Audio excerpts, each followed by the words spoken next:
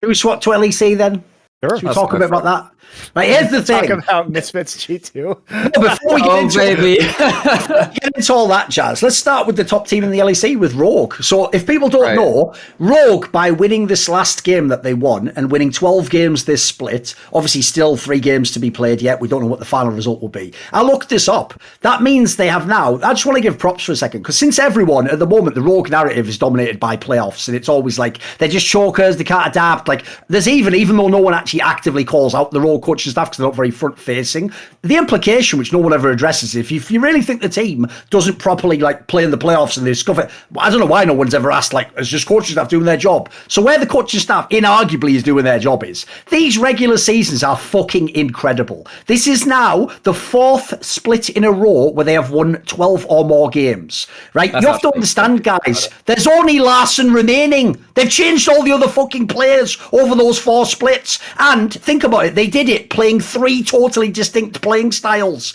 Like, this coaching staff, listen, there's plenty of things you can dispute and say they've done a bad job with, but these areas, like, mate, no joke, they might be the best regular season coaching staff ever. It's a bit like there's a similar scenario happened in LCS. I always used to say, while I haven't been mega critical of Reapered when he was in playoffs and when he was in like game 5 draft, mate, in the regular season, that guy's unreal. You're pretty much guaranteed to have an elite placing every split. You're nearly always going to win most of your games. Like, again, they've done this in the LEC, because listen, it's a different skill set. Coaching the playoffs in a series of best of 5 is obviously different from coaching 2 best of 1s each week. But the point is, it's a skill. By the way, it's the same in all other sports. Again, the NFL to win regular season gets really hard as well, but it's a different skill. So I just want to give props to the staff, because again, they might yet win 13, 14 games. Like, this is unbelievable, this run this coaching staff's been in the last couple of years. Let's make it even more impressive by saying they lost their 2 best players and the league MVP, and they still are at an 80% win rate right now.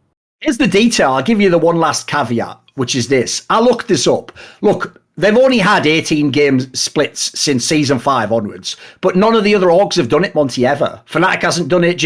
No one's done 4 splits in a row like this. Everyone has one split where you go 10 wins, 11 wins. Now, I will say, the caveat is this, and this is the downside, which makes it not as sexy as that initially sounded. Because that initially sounds like, holy shit, you mean even G2 and Fnatic haven't done it? Yeah, but spoiler, that's because since they kept winning each of the splits, they were like, actually, because we're now like actually champions, we're going to sort of phone it in for the first half of this split, then just get it together on the last week and then beat you in the playoffs. So I will say, the fact that Rogue never wins probably also does help, because then the second they come back in the next split, it's like, got to prove ourselves again.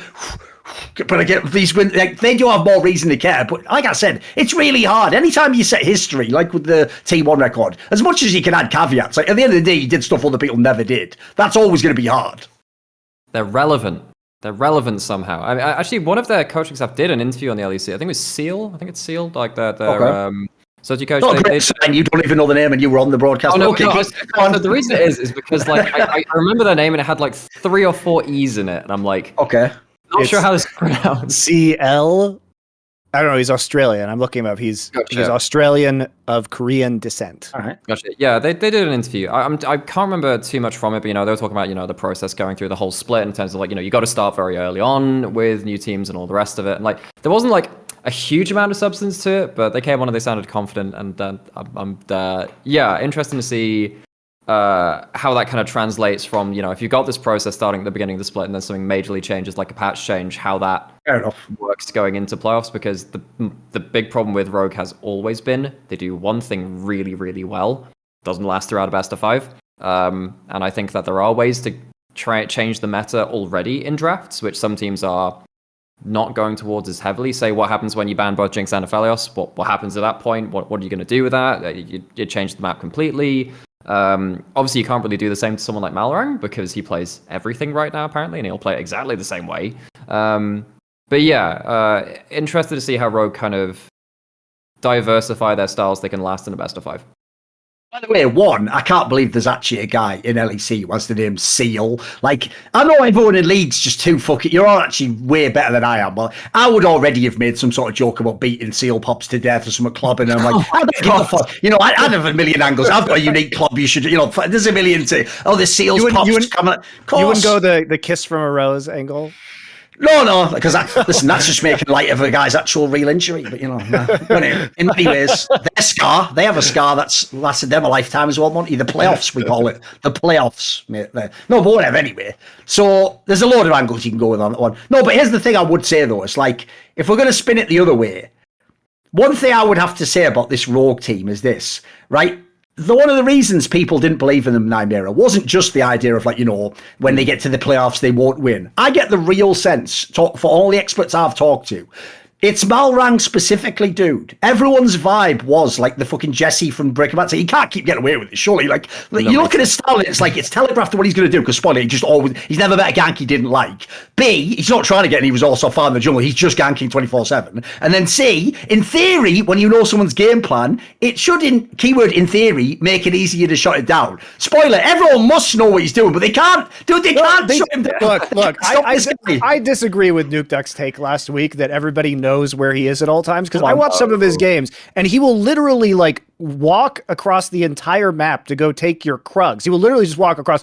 You will walk corner to corner to go take enemy Krugs, and then he appears under a turret. I'm like, there's no way. That is insane. Why the fuck would anyone ever do that? He sacrifices efficiency for unpredictability. Yes.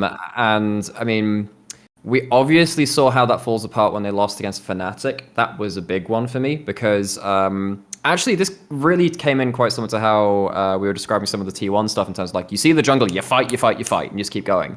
Now, Fnatic did that to such a big degree versus Rogue, when it's just Jin Zhao is far too far forward. Sweet, we can punish that. And Malrang has, although he has been rewarded for a lot of his aggressive unpredictability, has started to be pulled up just a little bit against the top teams. Now, I'm trying to remember actually who they've got as their last run of teams, but yeah, I mean, well, let me tell you, it's SK, BDS, and G2, so not looking particularly challenging. Yeah, okay, so we're getting that 13 wins. I'm just going to say it now. So. Yeah, whatever. I mean, that is what it is. I mean, I do think that, I mean, we saw a lot of symptoms of this in Astralis game 2, and that was the very sad loss where they played very similar compositions, where they had to pick jungle mids, and then they just overextended first. They got hit by a Vexel in the jungle. They died horribly. Once you fall behind in compositions like that, very, very hard to come back. And if you look at the Fnatic loss 2 against something like the Twisted Fate, it doesn't matter if it's been nerfed or not. Having that gold card pick to lock onto something else is really, really difficult to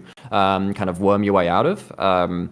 So I think Rogue is starting to fall prey to the teams which are not content to sit back early.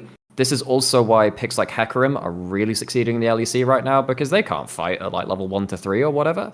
Hell, you don't even level up your E until level 4. You're not even going to be able to charge into a lane. So on your first clear, second clear, you are very, very vulnerable. And if you play a good Lee Sin, you play a good Jin Zhao, it's going to be very difficult to fight back. And I think that ties in quite a lot to the LEC's kind of mentality right now, where no one's really that explosive early outside of Fnatic, and I do think that's why Fnatic have a leg up on the meta. Sometimes G2 will do something similar too, but as we saw, they don't always close so cleanly. But on the whole, I think that Rogue might start losing some of that dominance once teams start finding an extra gear to go up into in the early game, if they're feeling brave enough to do that.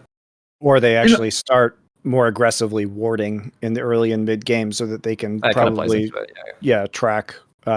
Or just play TF and just press R. That's fine too. I have an abstract. You'll see immediately. Don't worry about it. I have an abstract tangent though as to why I actually think it's not as simple as fans think of. You can't just take one VOD of Malrang and go, I'm going to stop in this way. Here's why. Because as much as in League, especially, League's probably the game where this is the number one way of seeing the game. Everyone thinks of practice as being tailored because the pro team knows the two teams they're playing this week in LEC. They literally practice right, we're going to practice for this team, this team. And so what they do is they essentially give you the notion you're prepping a game plan, right? But I actually think if you look specifically at most team games, and League definitely falls in this, what you're really doing is all your practice is making you what you are as a team, and that is your core identity. And you can have the odd one-off draft for this team or one-off a game plan, but ultimately, whatever your tendencies as a team and players, you will always, for good or for ill, go back to those. And so I remember there was a great quote I once heard that was something along the lines, I can't remember the exact phrasing, but the gist of it was you don't always rise to the level of like, the moment or your skills,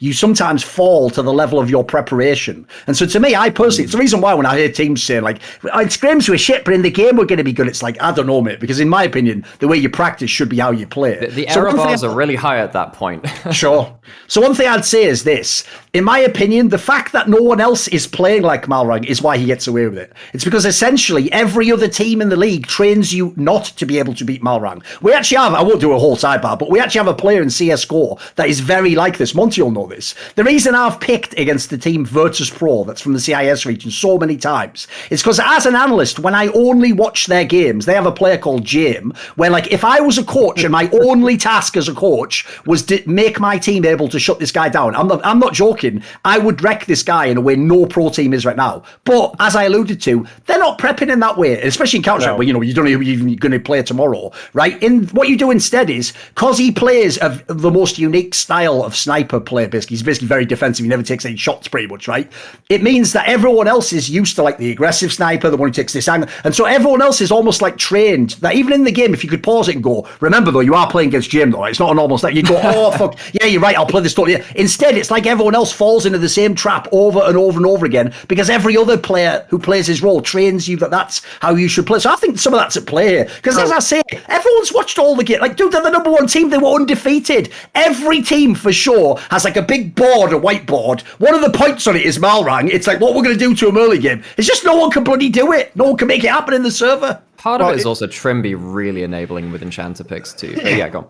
Yeah, I think that's definitely true, especially, it's hard to have specific game plans for teams when you are playing back-to-back days, which every team in LCS and LEC does in a given week. You have to focus on your own game first, to your point, Thorin, which is, I think, absolutely true. Now, you can have certain drafts, and the coaches are obviously thinking about drafts that they can do, but when it comes to, like, unique warding patterns or expectations around pathing, level ones, it becomes a lot more difficult to do that. Now, I do think Rogue will suffer in best of fives, not because they always suffer in best of fives, which they kind of do, but because I think once you actually have a week to look at them and be like, okay, we have the 5-game plan of how, we've got 5 different things we're going to do to try and stop Malrang, and we've got all these contingencies, it's going to be a lot harder for him to pull off his bullshit. Also, on your point of VP, I think what's even funnier is that now Sanji doesn't play with them anymore, but to contextualize for people who don't know, he was basically just like a pack mule for James that was just